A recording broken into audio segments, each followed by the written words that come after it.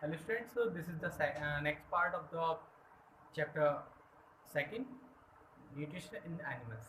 Class 7th video है ये बेटा। आपको मैंने इससे पहले स्टमक के बारे में बता रखा था, आपको मैंने बकल कैविटी के बारे में बता रखा था, कि न्यूट्रिशन के स्टेप्स के बारे में बता रखा था। तो ये अब नेक्स्ट स्टेप क्या है? Small intestine. स्मॉल इंटेस्टाइन्स जो 7.5 मीटर के अप्रॉक्सीमेट लेंथ ही होती है, यानी 7.5 मीटर 7.5 मीटर लंबी होती है, 7.5 या 6 मीटर अप्रॉक्सीमेट लंबी होती है। ठीक है, नेक्स्ट इज दैट इसमें फंक्शन क्या होता है? स्मॉल इंटेस्टाइन के फंक्शन क्या है? The homogeneous semi solid semi digested food. या होमोजीनियस का मतलब क्या हो गया? होमोजीनियस का मतलब हो गया जिसमें पार्टिकल कैसे यूनिफॉर्मली मिक्स हो, यानी कि उनके ना छोटे बड़े का साइज हो, बस एक से पीसेस में डिवाइड हो। सेकंड थिंग है, चाहे कोई भी पार्टिकल हो, सारे फिक्स अमाउंट में मिक्सअप होते हैं, यानी कि एक पेस्ट बना रखा हो। ठीक है, सेमी डाइजेस्ट। सेमी डाइजेस्ट का मतलब जानिए, मैंने बता रखा था जैसे बकल कैविटी के अंदर जैसे हमारा फूड जाता है, तो यहाँ से बकल कैविटी से ही डाइजेशन स्टार्ट होता है। वो जाकर कहाँ तक होता है? यहाँ तक स्टमक तो तक चलता रहता है, बकल कैविटी फिर स्टमक। स्टमक के आफ्टर देन कहाँ चलता है? ये स्मॉल इंटेस्टाइन। यानी कहने मतलब आधा तो बचा हुआ कहाँ से? मुंह से लेकर पेट तक आधा बच जाता है, उसके बाद जो पूरा कंप्लीट पचाना होता है वो फूड, वो स्मॉल इंटेस्टाइन होता है। Next, the food is mix with the two enzymes. दो एंजाइम से और मिक्स होता है, जो कि किस सीक्रेट करता है? कौन? जो कि सीक्रेट करता है लीवर और आपका पैनक्रियाज। ठीक है, अब इसमें सबसे पहले हम बात करते हैं liver.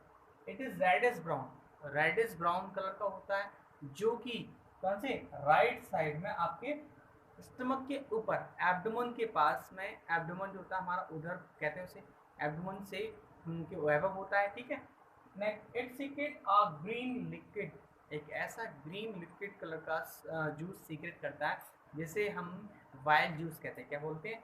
Wild juice. Wild juice secretion करना है। नेक्स्ट,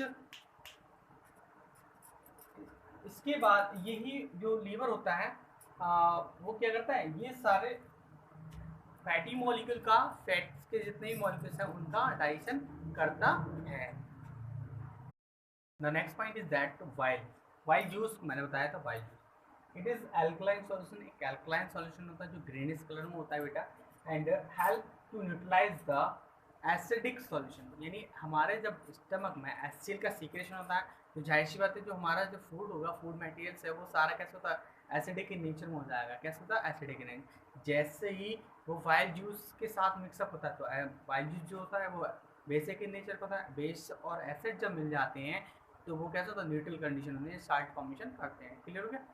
तो acidity from leaving the stomach, it also help to break down of the fat molecules। ये इसका काम एक और है, इसका काम ये है कि फैट के जितने ही जितना भी हम फैट खाते हैं, फैट का मतलब घी के जितने प्रोडक्ट या ऑयल के जितने ही प्रोडक्ट खाते हैं, उनका ब्रेक डाउन करते हैं। ठीक है, इन्हें डाइजेस्टेड करते हैं। क्लियर क्या?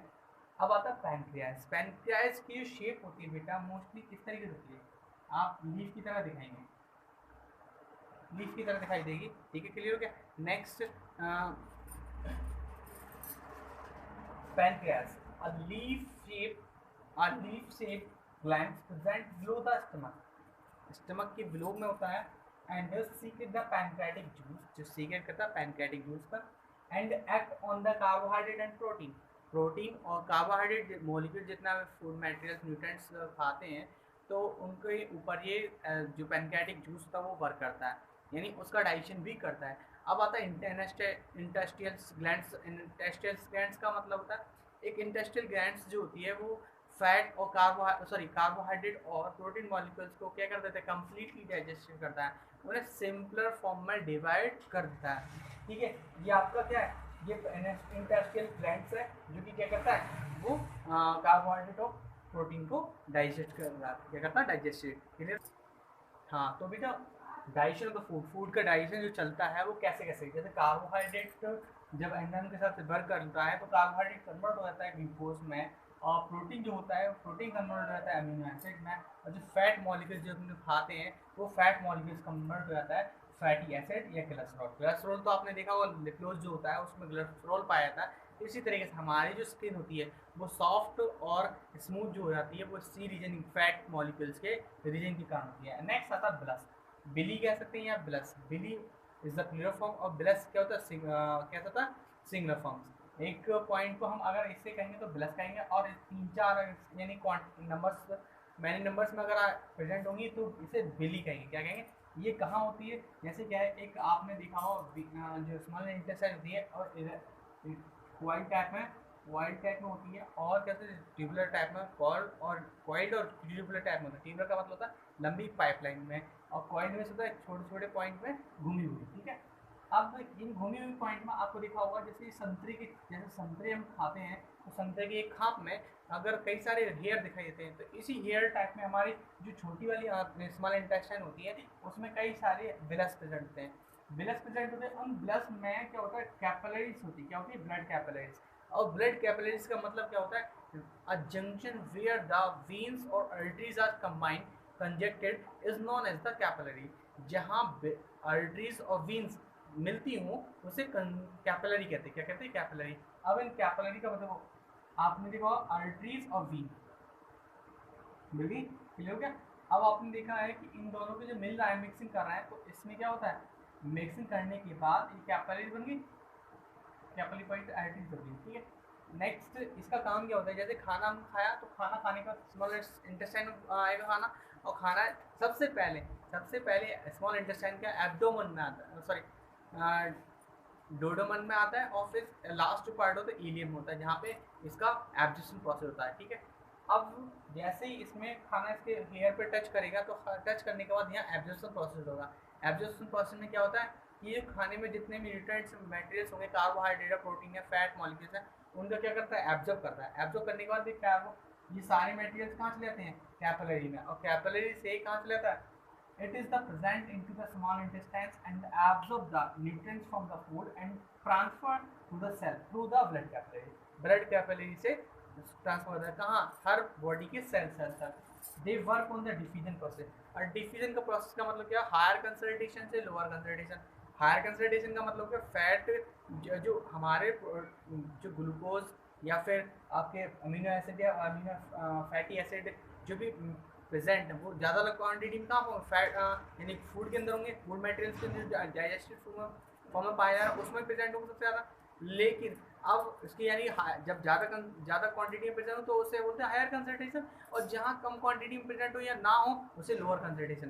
तो जो मटेरियल्स होंगे, न्यूट्रिएंट्स होंगे, वो कहाँ की तरफ जाएंगे, हायर कंसंट्रेशन से लोअर कंसंट्रेशन। क्लियर हो गया। नेक्स्ट, हाँ तो बेटा next is the largest intestine. ये लास्ट पार्ट होता है जो ह्यूमन डाइजेशन सिस्टम में लास्ट पार्ट होता है, जिसमें एक नेक्स्ट जो स्टेप्स होता है वो एनस तक जाता है, जहाँ से हमारा जो वेस्ट मटेरियल होता है खाना निकल जाता है, ठीक है। यानी फ्रेश के रूप में, यानी जब हम फ्रेश जाते हैं पॉटी वगैरह जाते हैं उसमें इसके रूप में निकल जाता है, ठीक है। क्लियर हो गया।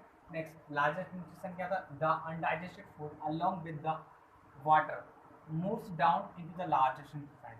लार्जेस्ट इंटेस्टाइन्स में क्या होता है कि जो वाटरी अनडाइजेस्टेड फूड होता है तो वहाँ पर हम सिर्फ हमारा वाटर और मिनरल्स वगैरह ही क्या होते हैं, एब्ज होते हैं, जैसे नमक हो गया, साल्ट हो गया और वाटर हो गया, यही सारे जो मटेरियल्स होते हैं वो एब्जॉर्ब होते हैं, ठीक है। और भी कई सारे मिनरल्स होते हैं वो सारे के सारे यहीं के यहीं एब्जॉर्ब होते हैं, कहाँ, लार्जेस्ट इंटेस्टाइन में। Next is that it is shorter than the smallest intestine. जो स्मॉलेस्ट इंटेस्टाइन की 7.5 मीटर होती थी, तो ये कहीं जाके 1.6 मीटर की लेंथ की होती है। कितनी होती है, 1.6 मीटर की लेंथ की। लेकिन जबकि इसकी जो वाइड होती है वो कुछ ज़्यादा ही बढ़ती है, 6 सेंटीमीटर की वाइड होती है। क्लियर हो गया। Next, it absorb water and useful minerals from the undigested food, ठीक है। The undigested materials is called the faces. Faces कह सकते हैं या बॉडी कह सकते हैं, बात एक ही है, ठीक है। Faeces stored into the rectum. Rectum एक प्लेस होता है जो कि क्या नाम है, लार्जेस्ट इंटेस्टाइन से जैसे ही फेसेस मटेरियल्स बाहर निकलता है तो रेक्ट्यूम में स्टोर हो जाता है। लेकिन उसके बाद क्या एक्सपेल थ्रू द एनस, क्या होता है, एनस से बाहर निकलता है। लेकिन एनस से ऐसे नहीं निकल जाता है, एनस से जो डेली बेस का जो प्रोसेस होता है वही हमारे, और उसी अकॉर्डिंग हमारा जो एनस से फेसेस बाहर निकलता है। क्लियर हो गया। हाँ तो बेटा नेक्स्ट जो है आपका रुमिनेंट। रुमिनेंट्स का मतलब क्या हो गया, the animals who eats grass. जितने भी एनिमल्स ग्रास यानी घास को खाते हैं, वो सारे क्या कहलाते हैं, रूमिनेंट्स कहलाते हैं। और उसके बाद क्या करते हैं, आफ्टर दैन च्यूइंग, च्यूइंग में चबाते हो थोड़ा थोड़ा पीस में, आपने देखा हो गाय भैंस बकरी खाली बैठे होते हैं, वो क्या करते हैं, चबाते रहते हैं, मुंह को चलाते रहते हैं और झाग से निकलते हैं, तो वो च्यूइंग करते हैं। क्या करते हैं, कैसे करते हैं, वो आगे की तरफ बताते हैं। लेकिन हम ये बताना चाहेंगे रूमिनेंट्स कौन कौन से होते हैं। रूमिनेंट्स मोस्टली जितने भी मोस्टली क्या होता है, हमेशा ही होते हैं कि रूमिनेंट्स जो है वो herbivora, all herbivorous animals are known as the ruminants. क्या होते हैं, रूमिनेंट्स कहलाते हैं। The animals who eats grass and chew of half digested food are called the ruminants. For example buffalo हो गया, काव हो गया, गॉट हो गया। अब नेक्स्ट है रूमिनेंट्स के अंदर एक ऐसी प्रॉपर्टी है, हम रूमिनेंट्स क्यों कहा, उसके अंदर एक ऐसा स्टमक का साइज होता है, हमारा तो डाइट क्या करा, इसोफेगस से सीधे स्टमक गया, स्टमक के बाद डाइजेशन स्टार्ट हो जाता है वहीं स्टमक में, फिर उसके बाद अलग अलग स्टेप में डिवाइडेशन होता है, एसिमिलेशन प्रोसेस वगैरह होता रहता है, फिर डाइजेशन प्रोसेस होता है। लेकिन इसमें क्या होता है कि इसमें जो स्टमक होता है हमारा सिंगल होता है, इसके अंदर 4 पीसेस होता है।